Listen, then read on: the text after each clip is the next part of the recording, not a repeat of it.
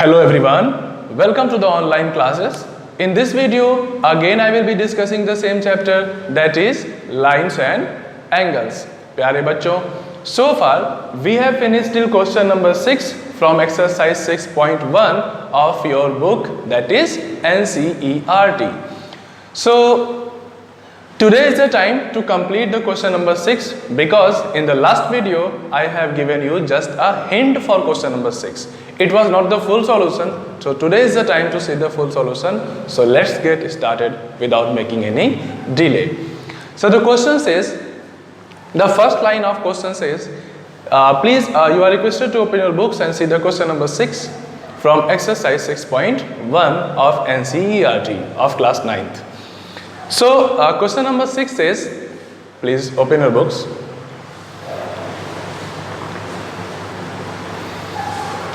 Question number 6 says, it is given that XYZ is equals to 64 degree.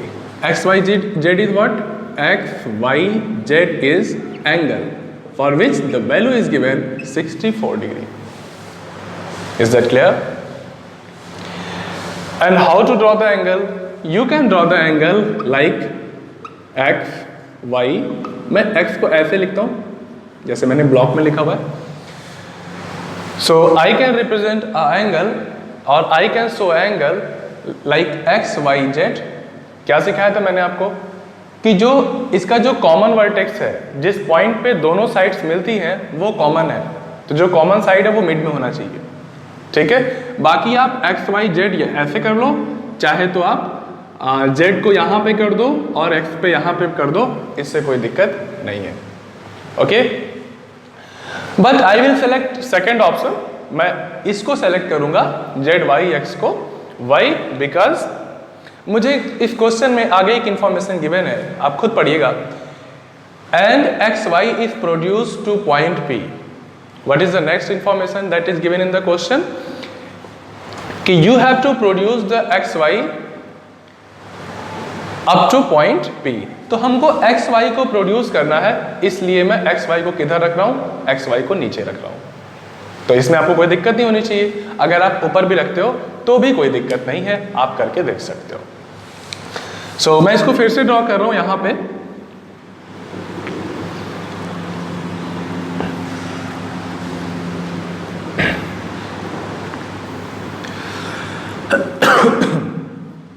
इसको मैं उल्टा करूंगा क्योंकि मैं राइट ही हूं,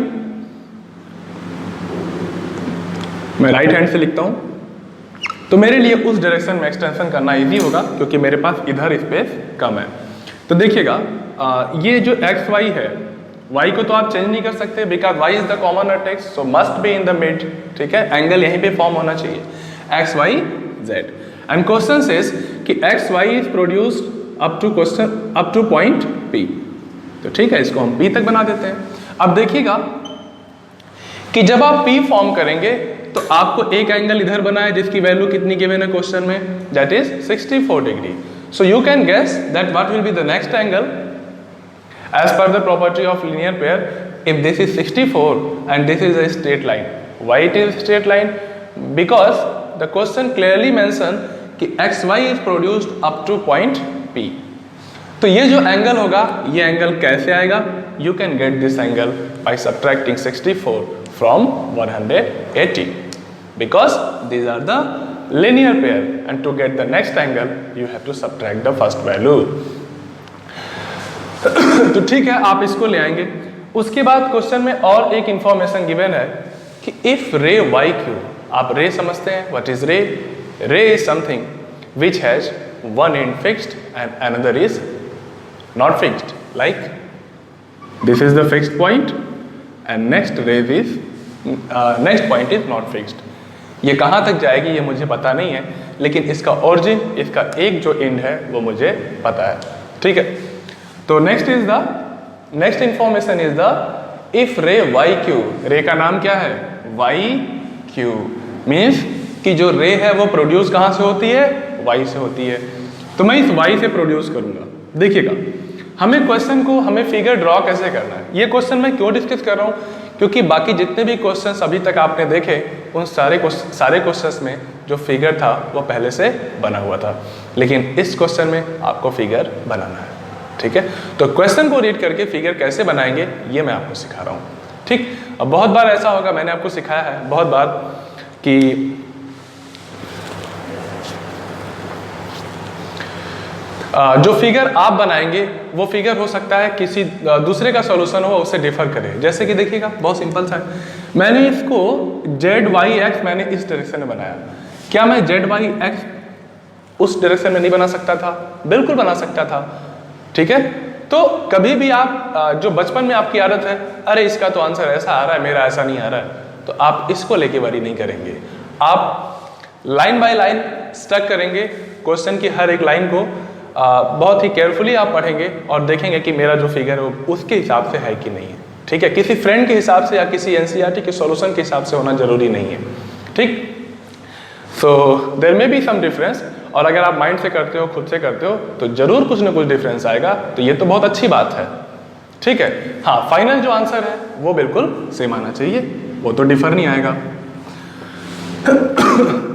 सो नेक्स्ट इंफॉर्मेशन सेज कि इफ रे YQ, रे ड्रॉ किया मैंने समझाने के लिए, YQ से क्या पता चला कि इसका जो ओरिजिन है वो Y से है। अब देखिएगा, YQ बोल रहा है तो ये ऊपर भी जा सकता है, नीचे भी आ सकता है। हाँ, तो ये बात कैसे डिसाइड होगी? तो ये बात डिसाइड करने के लिए आप क्वेश्चन में थोड़ा सा आगे पढ़िए। And it is given that कि इफ रे YQ बाइसेक्ट, रे YQ बाइसेक्ट करती है, किसको बाइसेक्ट करती है? आप बाइसेक्ट समझते हो ना, bisect is something to divide into two parts but equally. किसी भी चीज को आप दो टुकड़े में बांटते हो लेकिन इक्वल। इंटरसेक्ट अलग है, इंटरसेक्ट का मतलब सिंपली बस काट देना, छोटा बड़ा भी हो सकता है, बट बाइसेक्ट, बाई जो वर्ड है, बाई का मतलब होता है दो।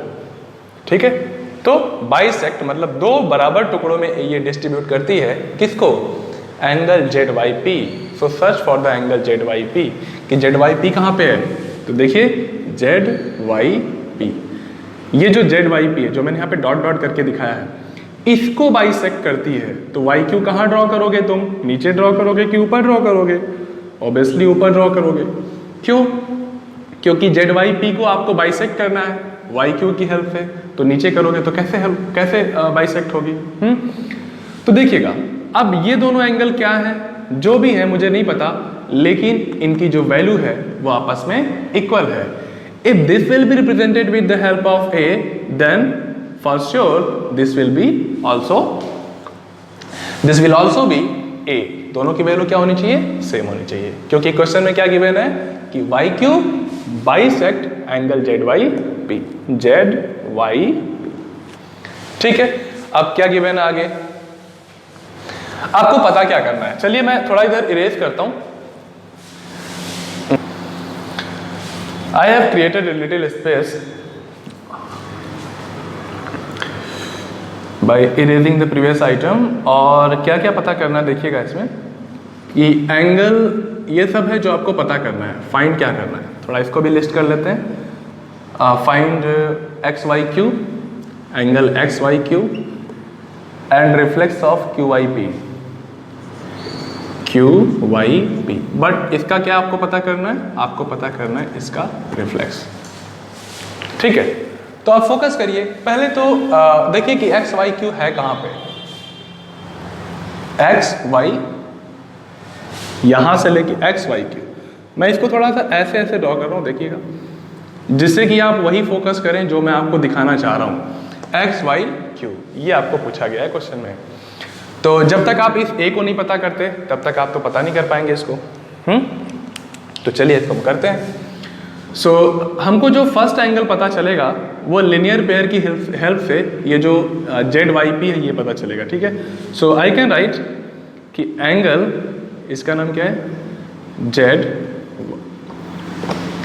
ZYX plus ZYP equals to 180 degree. मेरे पास जो फर्स्ट इंफॉर्मेशन है वो यही है कि ये दोनों लिनियर पेयर है, तो मैं यहाँ पे लिख रहा हूँ because these are the linear pair. बस आप लिनियर पेयर कोड करेंगे, बाकी चीज़ें अंडरस्टूड हो जाएगी, बहुत ज़्यादा लिखने की ज़रूरत नहीं है। ठीक, अब क्या है कि जेड वाई एक्स आपको पता है, तो जेड वाई एक्स की जगह पे वैल्यू पुट करिए। देखिए ज्योमेट्री में कभी भी आप डायरेक्ट वैल्यू मत पुट करिए, ठीक है। आप पहले उसको आप उसका स्ट्रक्चर समझाइए, उसके बाद आप नेक्स्ट लाइन में आइए और देखिए कि कौन सी वैल्यू पता है, आप उसको फिल करिए।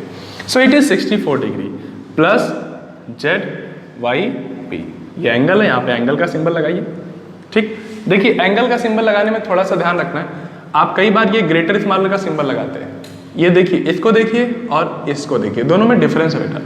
ये बिल्कुल हॉरिजॉन्टल होता है, ठीक, और इसमें क्या होता है, दोनों जो होते हैं वो सिमेट्रिकल होते हैं, देखने में हॉरिजॉन्टली सिमेट्रिकल होते हैं। तो इसको आपको नहीं ड्रॉ करना है, आपको ये ड्रॉ करना है। So this is angle Z Y P, दोनों को ऐड करने पे होता है 180 degree. So you can find the value of angle Z Y P. 64 है, आप इधर ले आके सब्ट्रैक्ट करेंगे तो 180 माइनस 64 डिग्री आप करेंगे तो क्या मिलेगा आपको, आप खुद ही सब्ट्रैक्ट कर लीजिए। 116 डिग्री आई थिंक, 116 4 20 60 80, ठीक है 116 डिग्री। सो ये जो पूरा एंगल है, इस 64 को यहाँ से निकाल दो तो ये जो बाकी एंगल यहाँ पे दिख रहा है, मैं इसको डबल लाइन कर दे रहा हूँ, देखिएगा डबल लाइन है।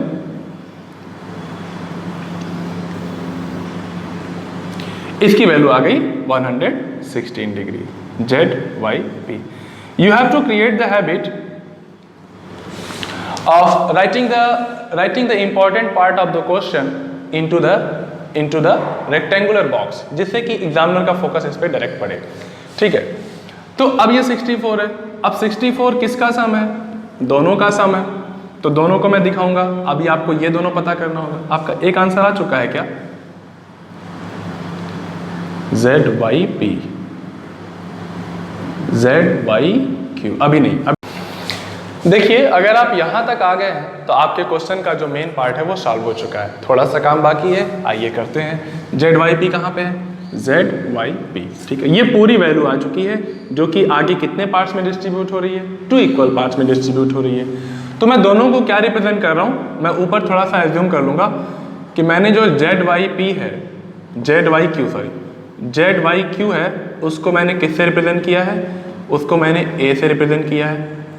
ठीक, और जब इसको आप कैसे लिखेंगे, या 1 सेकेंड, मैं इसको, मेरे पास थोड़ी बोर्ड पे जगह लिमिटेड है तो आप इसको थोड़ा मैनेज करिएगा। Z Y Q, angle Z Y Q equals to, मैंने क्या किया है, ए किया है। तो जब इसकी वैल्यू ए होगी तो जो ये है क्यू आई पी, इसकी वैल्यू भी क्या होगी, इसकी वैल्यू भी ए ही होगी। क्यों होगी, आप ये रीजन दीजिए ब्रैकेट में, because ray Y Q bisect Z Y P. तो यहाँ पे क्या लिखना है कि वाई क्यू क्या कर रही है, वाई क्यू बाइसेक्ट कर रही है, किसको बाइसेक्ट कर रही है, you have to mention that कि जेड वाई पी को बाइसेक्ट कर रही है। So Y Q bisect Z Y P. Instead you will write angle Z Y P. तो इसके बाद आपको नेक्स्ट लाइन में कुछ अब बचा नहीं, इसमें आपको सिंपली ये शो करना है कि a प्लस ए दोनों को ऐड करने पर क्या होगा, 116 डिग्री।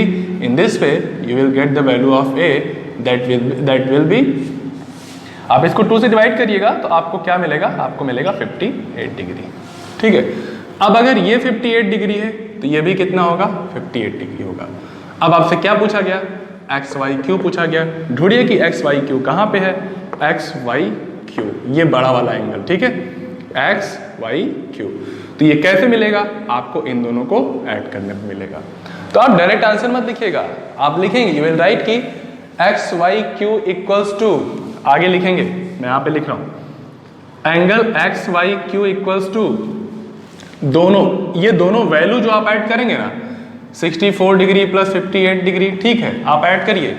लेकिन ये ऐड करने से पहले आप इनका पहले जो ओरिजिनल नेम है वो आप यहाँ पे मेंशन करिए। क्या है original name, Z Y X plus 58 का जो नाम है वो क्या है, जेड वाई क्यू। ठीक है, तो दोनों को आप पहले नाम लिखेंगे, तब उसकी वैल्यू पुट करके और आप सम पता करेंगे। आइए सम पता करते हैं। 8 4 12 और 5 6 11 11 1 12 122 डिग्री। ठीक है, तो ये आपका पहला आंसर आ गया। अब दूसरा आंसर है Q I P. Where is Q I P? Q I P कहाँ पे है भाई? इधर है। तो क्यू आई पी ऑलरेडी आ चुका है in the form of A and value is 58 degree. ठीक है, मैं यहाँ पे 58 पुट कर दे रहा हूँ। लेकिन एक प्रॉब्लम है, आपसे क्यू आई पी पूछा तो गया है बट उसका रिफ्लेक्स पूछा गया है। रिफ्लेक्स मैंने आपको समझाया था, क्या होता है रिफ्लेक्स?